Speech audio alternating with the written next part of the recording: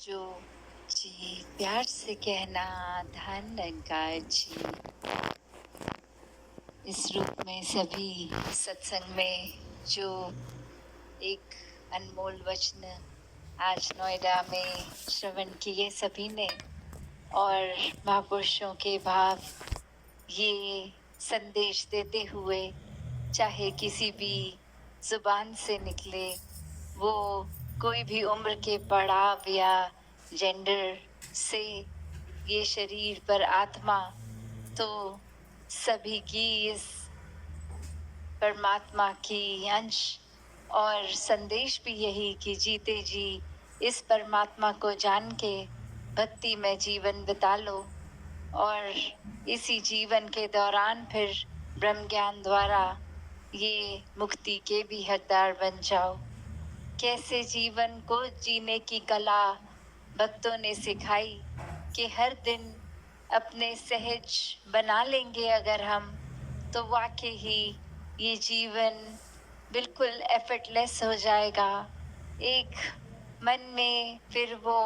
बोझ का भाव नहीं आएगा, एक कोई भी चीज मजबूरी की तरह करने की बात नहीं आएगी। मन में भाव यही होंगे कि कुछ अगर हासिल है तो भी मुबारक है, नहीं है तो भी ये भी कृपा ही है कि कुछ अगर नहीं है तो हमारी बेहतरी के लिए ही नहीं है, वरना तो इच्छाओं ने तो इस जीवन में हमेशा ये आते ही रहना है। एक छोटी सी इच्छा जैसे ही पूरी होती है, उसकी जगह कोई नया एम, कोई नया उससे बड़ा गोल बना लेते हैं और फिर उस इच्छा की ओर दौड़ने लगते हैं। अभी सत्संग में भी श्रवण किया कि कैसे ये आग के समान हर कोई चीज अगर हम सोच रहे हैं उससे ज्यादा और ज्यादा, तो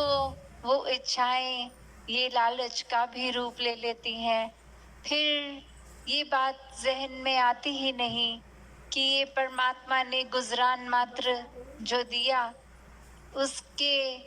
एक सदुपयोगी रूप को तो नहीं हम कर रहे हैं, पर सब कुछ हासिल करने की होड़ में फिर तो बात वही, जैसे उदाहरण अक्सर सिकंदर बादशाह का भी सभी ने देखा कि इतनी लड़ाइयाँ करके भी, इतनी जमीन हासिल करके भी एक जीवन से जब रुखसत होए तो हाथ का बाहर रहना, इसी तरह को समझाते हुए कि ये सामान, ये चीजें, ये धन दौलत, ये परमात्मा ने जो रूप दिया है वो उसी के लिए रहे। इंसान के एक एसोसिएशन उन चीजों से, वस्तुओं से, जमीन से, कि कैसे ये गुजरान मात्र एक कंफर्टेबल हो जाए कि ये घर है, तो वो घर का उद्देश्य तो यही कि घर के ऊपर अगर छत है तो हवा, बारिश इत्यादि सबसे एक आराम मिल जाएगा, एक सोने में एक कंफर्ट रहेगा। एक जो ये चार दीवारें, ये खिड़कियां, ये फर्नीचर, ये सब बस एक आराम का ही फैक्टर बने। जब मन में लालच आ जाता है तो अक्सर ऐसे भी देखा गया है कि फिर वो चीजें इतनी हावी हो जाती हैं मन पे कि बैठे बैठे भी फिर एक आराम से कंफर्टेबल घर में बैठे भी हों तो भी मन अंदर से कंफर्टेबल नहीं है, शांत नहीं है, क्योंकि मन में और ये योजना बन रही है कि आगे और क्या उपलब्धि की जाए, कैसे और इससे भी बड़ा घर और ज्यादा सामान खरीद लिया जाए। तो ये इच्छाएं तो उस बाल्टी की तरह हैं जिसका कोई बेस ही नहीं है, वो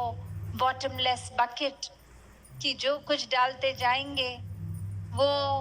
कभी भी ये बाल्टी भरेगी नहीं, चाहे जितना भी डाल लें। तो बात वही कि परमात्मा ने तो सबको,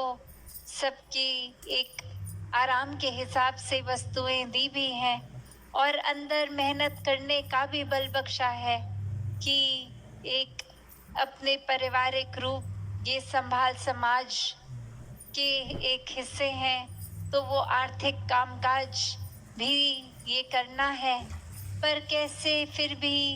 ये परमात्मा की ओर ही ध्यान जिनका है, वो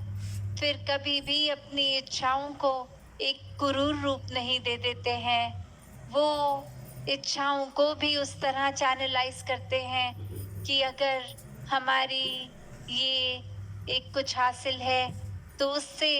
एक सेवा भी करने लायक क्षमता हो। अगर घर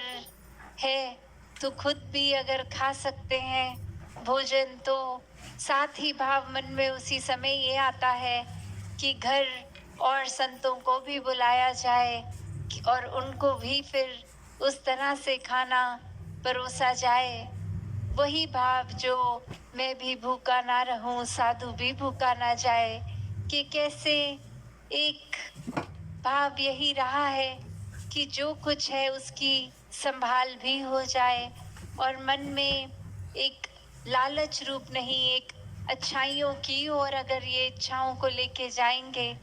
तो फिर ये इच्छाएं भी खराब नहीं है। अगर इच्छाओं को इस तरह लेके जाएं कि आज सत्संग है, तो चाहे कितना भी दिन बिजी है, हम काम पे भी हैं, फिर काम से जब एक घर आके कुछ देर आराम करके कैसे ये इच्छा मन में रहती है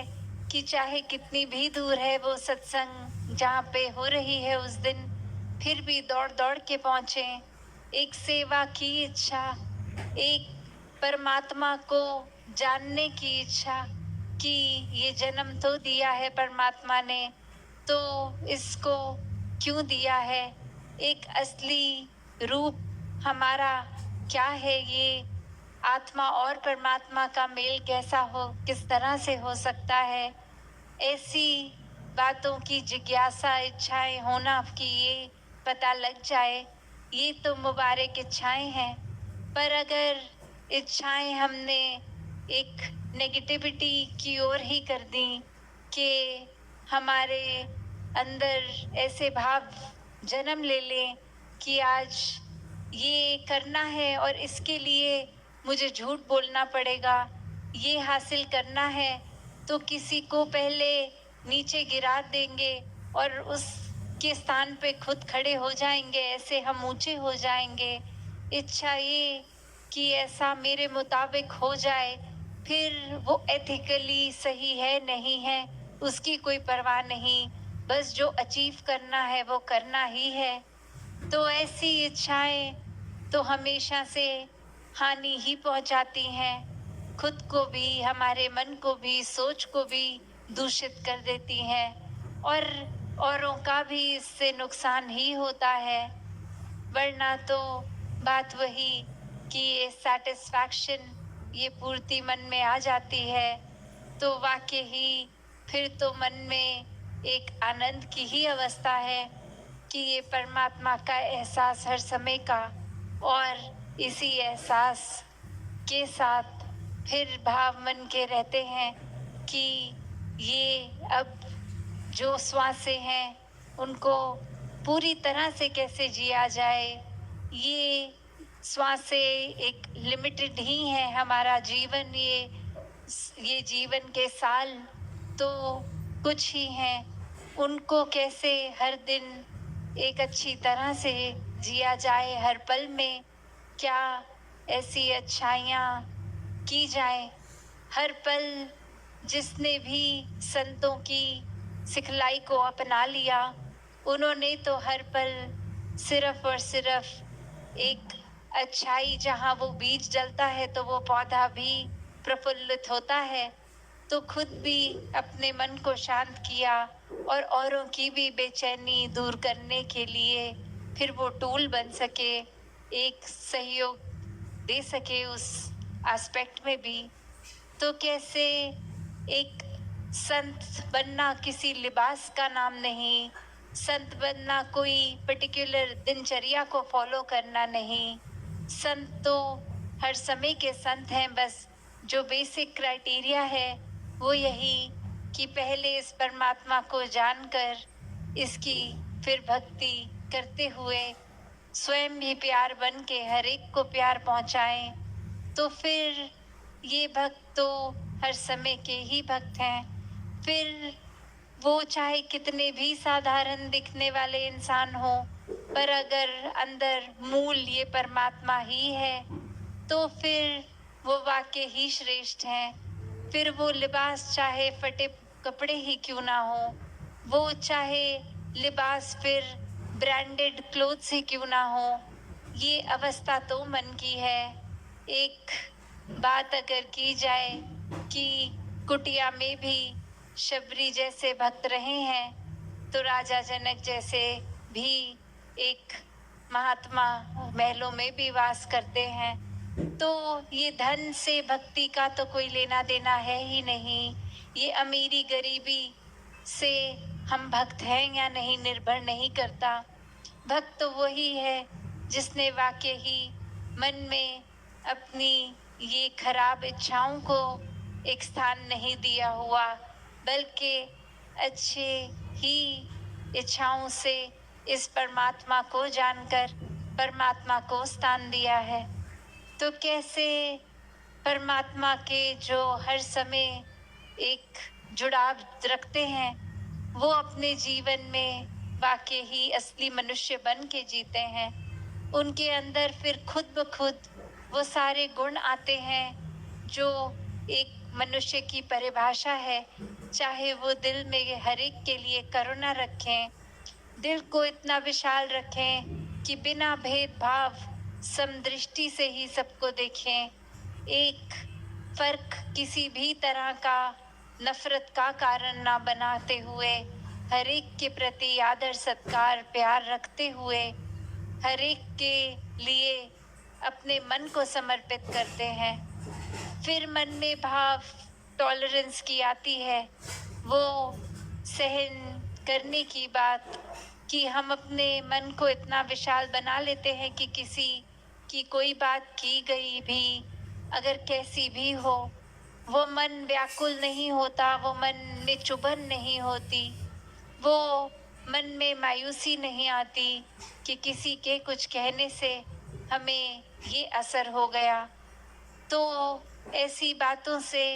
संत प्रवृत्ति वाले उठते हैं, उभरते हैं, क्योंकि ये जब मन में बात आ जाती है कि हर कोई परमात्मा समान है, हर एक में परमात्मा का निवास है, तो फिर एक ऊंच नीच की निगाह तो बचती ही नहीं है। ये समाज ने, ये संसार ने कुछ कैटेगरीज तो बना दी हैं कि यहाँ जन्म ले लिया है तो ऊंचे हो गए, यहाँ जन्म ले लिया है तो नीचे हो गए। तो ये जाति पाति भोजन कल्चर रहना इत्यादि ऐसे ऐसे अलग अलग जो एक बाइफिकेशन कर दी है, ये बना दिया है, ये एक ऐसी कैटेगरीज बना दी हैं। परमात्मा ने तो अगर नज़र डालें तो हर एक को ये समान बनाया है। हर एक इंसान के अंदर वही फीचर्स हैं, चाहे वो गरीब हो अमीर हो। तो बात वही कि फिर हम खुद ही क्यों नफरत के कारण बना लेते हैं। खुद ही हमें अगर कोई अपने जैसा लगता है या हमारी सोच किसी से मिलती है तो उसको तो बहुत अच्छा सोच लेंगे, ये अच्छा इंसान है, और जिसने कुछ सोच विचार एक डिफरेंट ओपिनियन रख दी वो फिर हमें हरगिज़ अच्छा नहीं लगता। अगर हमारी बात को कोई ज़रा सा इतना सा भी हमारे आगे कह दे कि ये बात आपकी अच्छी नहीं लगी, ये ऐसे नहीं ऐसे अगर है तो ये भी एक पर्सपेक्टिव है, ये भी एक नज़रिया है, तो वहीं मन कैसे हमारा उसके प्रति ऑलरेडी एक सख्त हो जाता है। ये मन दीवारें बना लेता है कि हमारे जैसी सयानपता, ये सोझी, ये एक सोच के ख्याल हमसे अच्छा तो किसी को आ ही नहीं सकता। तो ये कौन है जो हमें उपदेश देने लग गए, समझाने लग गए। तो बात यही कि हर कोई जहाँ खुद को अगर पूरा एक बिल्कुल सही मान लेगा, उसके अंदर तो फिर और स्कोप ऑफ इम्प्रूवमेंट रहेगा ही नहीं, एक और सुधरने का भाव आएगा ही नहीं। वो सबसे कॉमन एक एग्जाम्पल जो उदाहरण बार बार हम सुनते हैं कि कोई भी भरे हुए बर्तन में हम और कोई चीज़ डाल ही नहीं सकते, और वहीं अगर मन खुद से ही भर गया है कि हम अपने आप में ही अपने आप को इतना ज़रूरी बना बैठे हैं कि एक हम ही अच्छे हैं और कोई अच्छा नहीं है, हमसे ज़्यादा कोई और एक इम्पॉर्टेंट नहीं है, कुछ फिर सीखना भी चाहेंगे तो चाहे कण कण से शिक्षा मिल सकती है।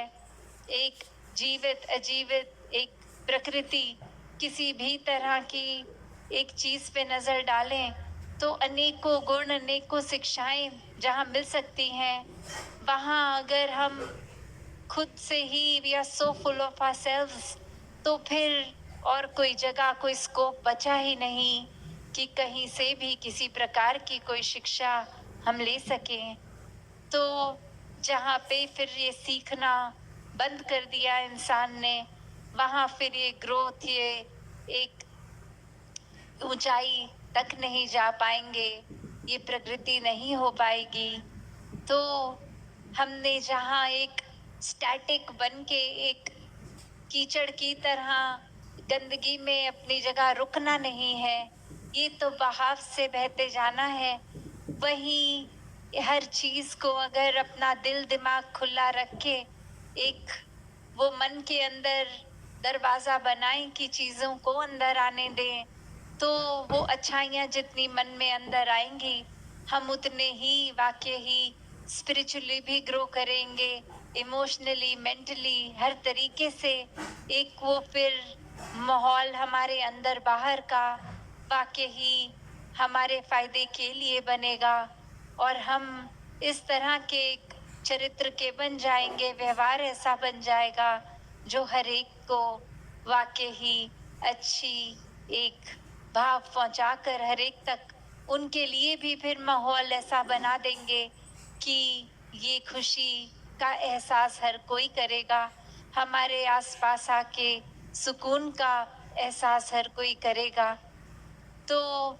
ये जीना, ये जीवन के पल जो लिमिटेड हैं, उनको किस तरह जीना है, ये हर एक पे एक निर्भर करता है कि हर समय वो चुनाव तो है, किसी परिस्थिति में कैसे महसूस करते हुए कैसा व्यवहार करना है, एक चीज़ को क्या तवज्जो देना है, क्या नहीं देना। तो जिन्होंने संतमति अपनाई, संतों का संग किया,